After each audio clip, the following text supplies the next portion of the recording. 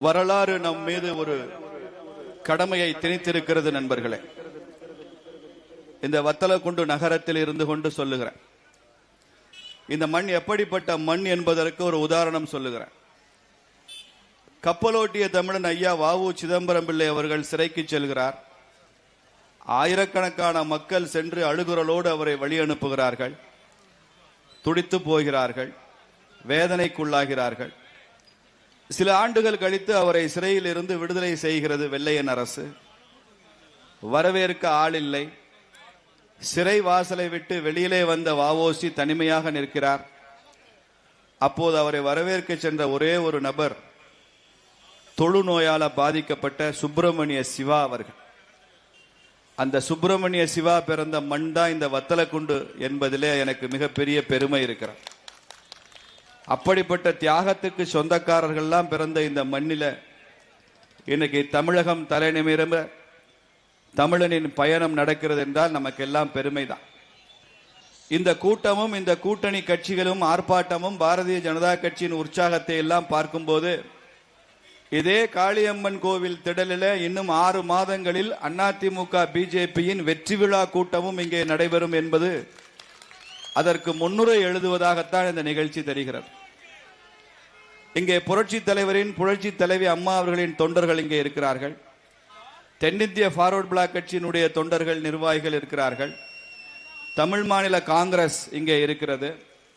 இன்னும் கூட்டணி கட்சிகள் எல்லாம் சேர்ந்து ஒரு மகத்தான கூட்டணியை உருவாக்கி நமக்கென்று ஒரு விதி வகுத்திருக்கிற வரலாற்று கடமையை பற்றித்தான் பேசுகிறோம். என்ன கடமை அது? நமக்கெல்லாம் இன்னும் 6 மாதங்களுக்கு நம் முன்னால் இருக்கிற கடமை என்ன தெரியுமா? திமுக ஆட்சியை தமிழ் மண்ணில் இருந்து வேறும் வேரடி மண்ணும் இல்லாமல் அகற்றிவிட வேண்டும் என்பதுதான் நமக்கு முன்னால் இருக்கிற வரலாற்று கடமை. அதிமுக நண்பர்கள்லாம் இங்க இருக்கிறார்கள்.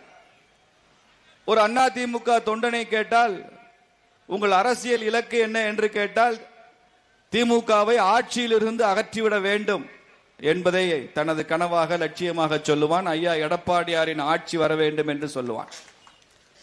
பாரதிய ஜனதா கட்சியினுடைய தொண்டன் ஒருபடி மேலே போய் சொல்லுவான், திமுகவை ஆட்சியிலிருந்து அகற்றுவது மட்டுமல்ல தமிழக அரசியலில் இருந்தே அகற்ற வேண்டும் என்பதுதான் அதிமுகவோ பிஜேபியோ தென்னிந்திய ஃபார்வர்ட் பிளாக்கோ தமிழ் மாநில காங்கிரஸோ நமக்கெல்லாம் பொதுவான லட்சியமாக இருக்க வேண்டும் நண்பர்களே. திமுக மீண்டும் ஆட்சிக்கு வந்தால் அது தமிழ்நாட்டுக்கு நல்லதல்ல என்பது மாத்திரமல்ல, ஒட்டுமொத்த தேசத்திற்கும் அது நல்லதல்ல என்கிற நிலையில இருக்கு.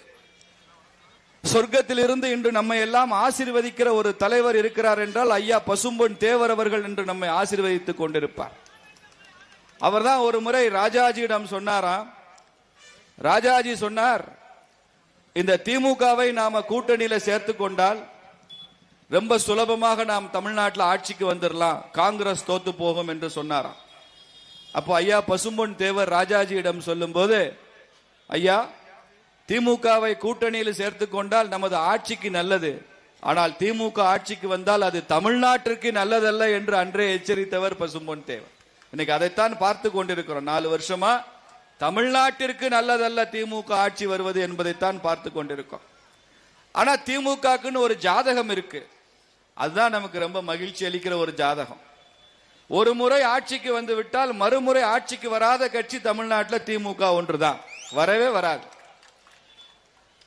புரட்சி தலைவர் எம்ஜிஆர் அவர்கள் 3 முறை முதலமைச்சராக தொடர்ந்து ஹாட்ரிக் அடித்து தன் வாழ்நாள் முதலமைச்சராக தமிழகத்தில் இருந்தார். நமது துரதிருஷ்டம் கடவுள் அவரது ஆயுளை எடுத்துக்கொண்டார். இல்லைன்னா அவர் இறக்கும் வரை இன்னும் எத்தனை ஆண்டுகள் இருந்தாலும் அவர்தான் முதலமைச்சர். அந்த இடத்திலிருந்து அவரை அசைக்க முடியல. அப்போ கருணாநிதி புலம்புன அந்த வார்த்தைகள் நமக்கு கேட்குது, எனக்கு 13 ஆண்டு கால தண்டனை போதாதா அப்படின்னு கேட்டார். 13 ஆண்டு காலம் கருணாநிதியை வனவாசத்திற்கு அனுப்பியவர் புரட்சி தலைவர் எம்ஜிஆர். அதற்கப்புறமாக 2 முறை தொடர்ந்து தமிழக முதலமைச்சராக ஆட்சியை பிடித்தது புரட்சி தலைவி அம்மா அவர்கள். அந்த தங்க தாரகையும் அந்த சாதனையை புரிந்தவராக இருந்தார். ஆனால் திமுகவோட ஜாதகம் என்ன தெரியுமா? ஒரு தடவை தான் ஆட்சிக்கு வருவான். அது கூட நம்மகிட்ட ஏதாவது பிரிவு இருந்தாதான், நம்மகிட்ட ஒற்றுமை இல்லாம இருந்தா தான் அதை பயன்படுத்தி கொண்டு ஆட்சிக்கு வருவான். 5 வருஷம் கழிச்சு இந்த ஆட்சி எப்படா போகும், நீ ஆண்டது போதும் மக்கள் மாண்டது போதும் என்று மக்கள் போர்க்குரல் எழுப்புவார்கள், அறைகூவல் விடுவார்கள். ஆட்சி கவிழ்ந்து விடும். கருணாநிதிக்கு அதுதான் நிலைன்னா ஸ்டாலினுக்கு என்ன நிலைமை? அந்த கட்சியில அதை தாண்டி என்ன இருக்கு? ஒரு குடும்பத்தை தாண்டி அந்த கட்சியில என்னங்க இருக்கு? திமுகனாலே வாரிசு அரசியலை சொல்லுகிற கட்சி. இன்னைக்கு கூட அந்த ஏவியில நீங்க பார்த்திருப்பீங்க, புரட்சி தலைவி அம்மா அவர்கள் சொன்ன அந்த வசனம், தந்தை முதலமைச்சர், மகன் துணை முதலமைச்சர், இன்னொரு மகன் மத்திய அமைச்சர், மகள் நாடாளுமன்ற உறுப்பினர், இப்படி அழுக்கை தின்கும் மீன்கள் போல தமிழக அரசியலை உலுக்கிக் கொண்டிருக்கும் திமுகவை ஒழித்தே தீர்வோம் என்று அவர்கள் சூளுரை எடுத்தார்களே, அதுதான் இன்னைக்கு திமுக வாரிசு அரசியல் தான் செய்து கொண்டிருக்கிறார்கள். திமுகனா இந்த திண்டுக்கல் மாவட்டத்தில் திமுகனா பெரியசாமி அண்ட் சன்ஸ் தான் திமுக. ஐ பெரியசாமி அவர் மகன் ஐபி செந்தில் தான் திமுக. நீங்க விருதுநகருக்கு போனீங்கன்னா தங்கபாண்டியன் அண்ட் சன்ஸ் தான் திமுக. தூத்துக்குடிக்கு போனீங்கன்னா பெரியசாமி அண்ட் டாட்டர்ஸ் தான் திமுக. திருநெல்வேலிக்கு போனீங்கன்னா அப்பாவு அண்ட் சன்ஸ் அதுதான் திமுக.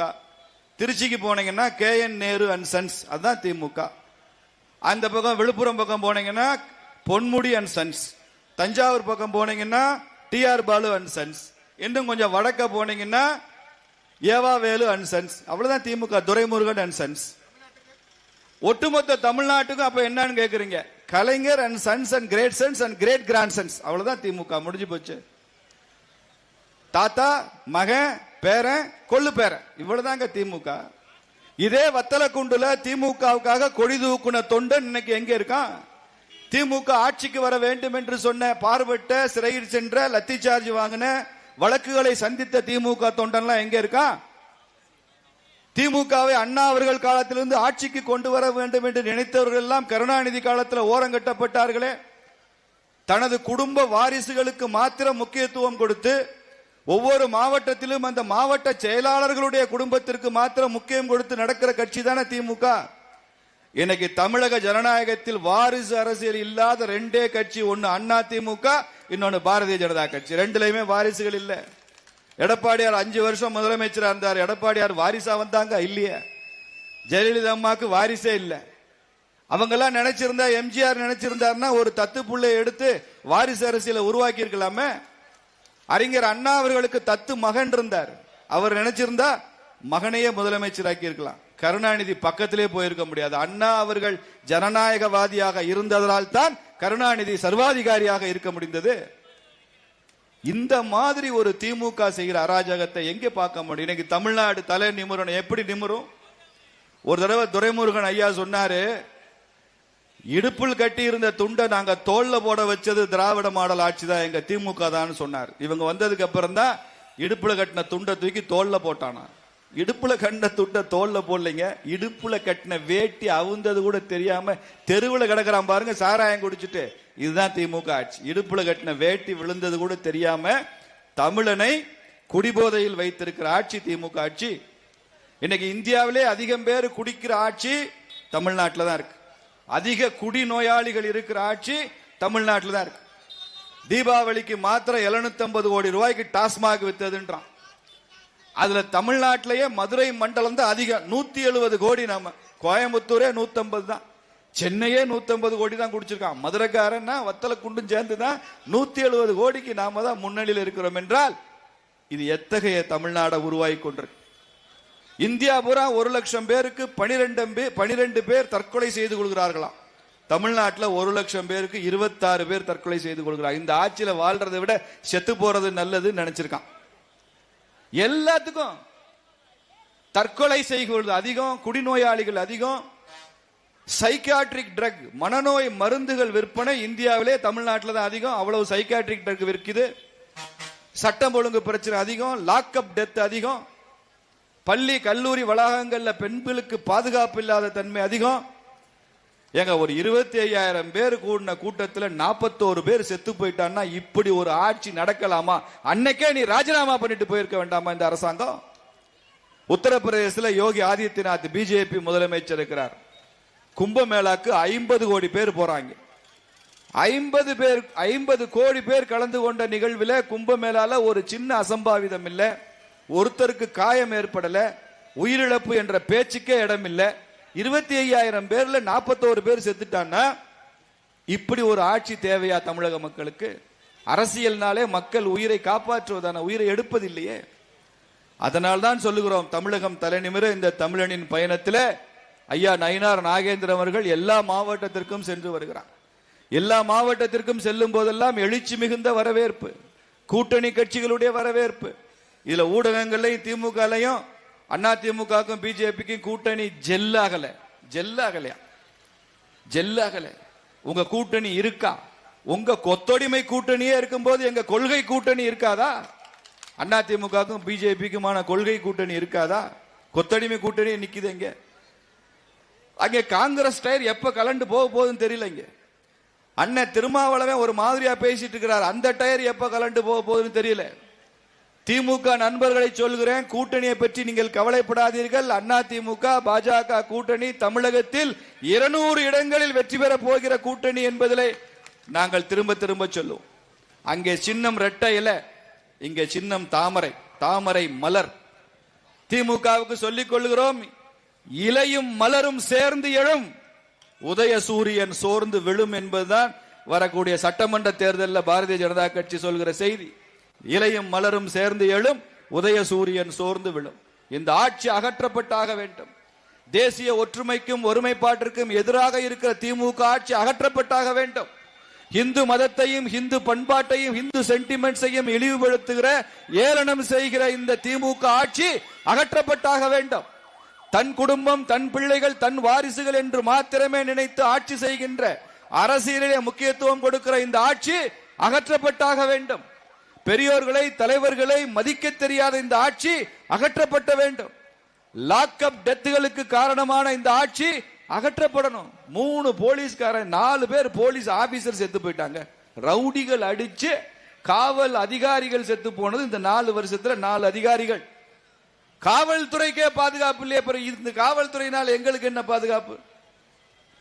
இப்படிப்பட்ட ஆட்சியை தான் நாம் அகற்றுவதற்கு ஐயா நயினார் நாகேந்திரன் அவர்கள் பயணம் மேற்கொண்டிருக்கிறார். அது தமிழ்நாட்டில் மாத்திரமல்ல, இந்த திண்டுக்கல் மாவட்டத்திலையும் வரும். அற்புதமான ஒரு கூட்டத்தை திண்டுக்கல் கிழக்கு மாவட்ட தலைவர் தம்பி முத்துராமலிங்கம் ஏற்பாடு செய்திருக்கிறார். நமது பலத்த கரவொலி மூலமாக நாம் அவரை பாராட்ட வேண்டும். இது அவர் மாத்திரம் செய்த பணி அல்ல. அவருக்கு கீழே இருக்கிற மாவட்ட நிர்வாகம், அணி பிரிவுகள், மண்டல் வரை, கிளை வரை, ஒவ்வொரு வாக்குச்சாவடி வரை, பூத் கமிட்டி வரை இருக்கக்கூடிய அத்தனை பேரும் சேர்ந்து இதை பிரம்மாண்டமான வெற்றியாக மாற்றி இருக்கிறார்கள். அவர்கள் எல்லாம் நமது பாராட்டுக்குரியவர்கள். கூட்டணி கட்சி தலைவர்கள், தொண்டர்கள், நிர்வாகிகள் எல்லாம் வந்திருக்கிறார்கள். அவர்கள் எல்லாம் நமது நன்றிக்குரியவர்கள். இப்படி இந்த நிகழ்வு வெற்றியடைவதற்கு காரணமான உங்கள் ஒவ்வொருவரையும் வணங்கி வாழ்த்தி, இதே வத்தலக்குண்டுல இன்னும் 6 மாத காலத்துல நாம் வெற்றி விழாவும் இதே இடத்தில் கொண்டாட இருக்கிறோம். அதற்கு இந்த காளியம்மன் நமக்கு அருள் புரிவார் என்று சொல்லி விடைபெறுகிறேன். பாரத் மாதா கி, பாரத் மாதா கி, பாரத் மாதா கி. வெற்றிவேல், வெற்றிவேல், வெற்றிவேல், வெற்றி வெற்றி வெற்றிவேல், வெற்றி வெற்றி வெற்றிவேல். பாரத் மாதா கி. நம்ம தலைவர்